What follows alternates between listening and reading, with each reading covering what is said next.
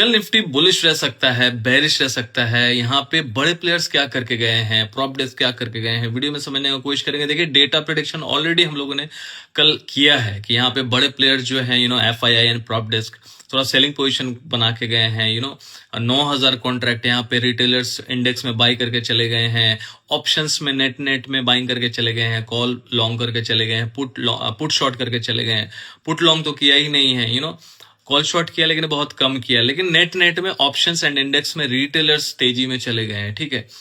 और उसके अगेंस्ट में यहाँ पे बड़े प्लेयर्स मंदी में चले गए। सिंपल सी बात है दोस्तों, देखिए रिटेलर्स जब लॉन्ग करता है ना, तो उसके अगेंस्ट में FII उल्टा पोजीशन बनाते हैं। बिकॉज बकरा कौन होता है? रिटेलर्स होता है। मैं हमेशा बोलता हूं कि नेक्स्ट डे का ट्रेंड जो है ना, आप डेटा को देख के समझ सकते हैं। सिर्फ कैंडल्स को देख के कोई एक डिसीजन नहीं लेना चाहिए, पूरा फुल पिक्चर को देखो तब एक डिसीजन लो, तो आउटपुट रिजल्ट जो होता है अच्छा आता है, ठीक है।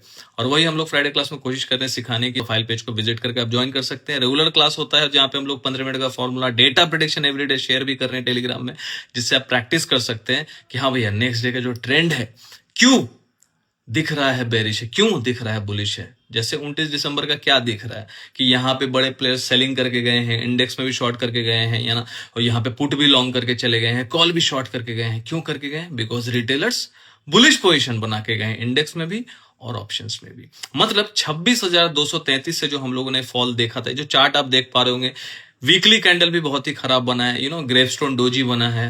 एक विक देख रहे होंगे जहां से सेलिंग प्रेशर आया है, इतना लंबा विक है और नीचे बॉडी छोटा सा है। मतलब कैंडल बना है gravestone doji, it's a bearish candle, वो भी वीकली चार्ट पे। मतलब जहां से टॉप से 26,233 के आसपास से सेलिंग प्रेशर हम लोगों ने देखा है, वहां से सेलिंग प्रेशर क्यों आया?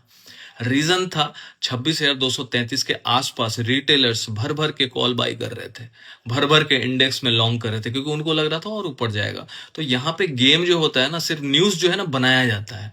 जब ये सब हो जाता है, न्यूज बनाया जाता है, ठीक है। और मार्केट में बड़े प्लेयर्स रिटेलर्स के अगेंस्ट में गेम करके चले जाते हैं।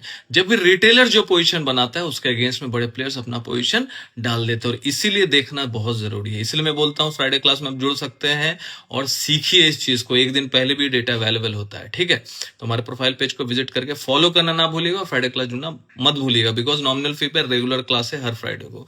और यहाँ पे मुझे ऐसा लगता है कि कल मार्केट में यदि कोई भी उछाल यदि हम लोग देखते हैं, 26,233 एक ऐसा जोन है जहां से एक सेलिंग प्रेशर भी हम लोग देख सकते हैं। अब थोड़ा उछाल होकर नीचे गिरे या खुलते ही गिर जाए, दैट इज वो मार्केट के ऊपर है। उल्टा भी हम लोग देख सकते हैं। देखिए, कभी कभी ट्रैपिंग के लिए मार्केट को थोड़ा ऊपर रख दिया जाता है, आपको लगेगा हाँ भैया मार्केट तेज हो गया, लेकिन जब तक डेटा वैसा नहीं बताता, वैसा डिसीजन भी नहीं लेना चाहिए। तो